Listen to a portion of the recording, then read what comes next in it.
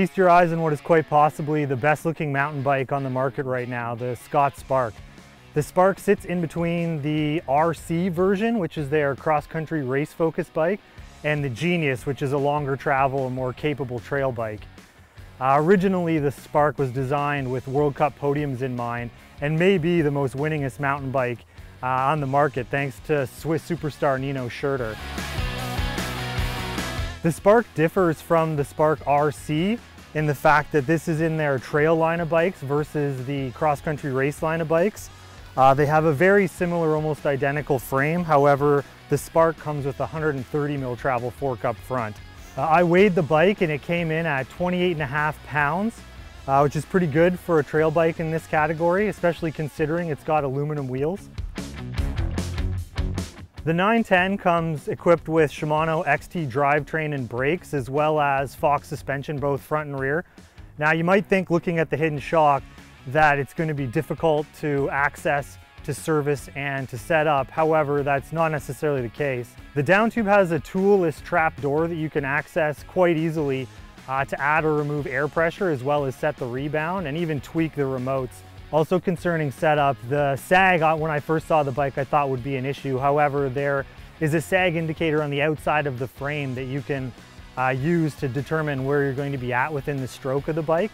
So you don't have to even access the trap door to know what your sag is setting at, which is a really nice option. Speaking of suspension, the Spark uses Scott's twin lock remote system. We've seen this system on previous bikes and it works really, really well.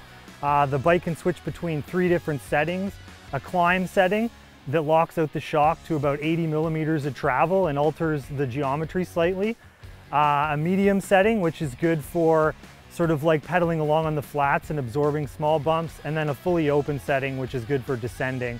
The only downside I found to the twin lock system is that you sometimes, because the levers are so small, you can mistake the lockouts for the dropper post if the conditions are getting rough. On the trail, the Scott Spark has really good manners. The geometry is quite well sorted out. On descents, I felt comfortable and the bike feels pretty capable for 130 up front and 120 millimeters in the back. And especially when you switch into the climb mode, climbing capabilities are very good as well. So to have such a wide range on the same bike is really good for the category. Cornering is also handled really well. I found a good balance between front and rear coming through corners, both flat and bermed.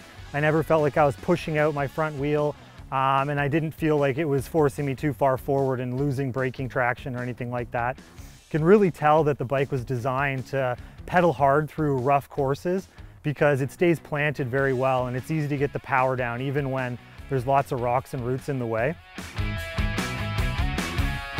Our test 910 comes in at $8,200 Canadian retail price. It sits somewhere in the middle of the line of 15 bikes, including the Contessa Women's. The Spark is also available in an alloy version at a lower price point, which is really cool to see, especially considering that that bike also features a hidden shock. So considering the Spark was designed for more modern and aggressive or technical cross-country race courses, it does have the capability to tackle more technical trail, but also the efficiency to climb and ride really quickly. So if you're looking for a bike that you can take on long rides or even on some more technical trails, but can still race on the weekends, the Scott Spark is a great option.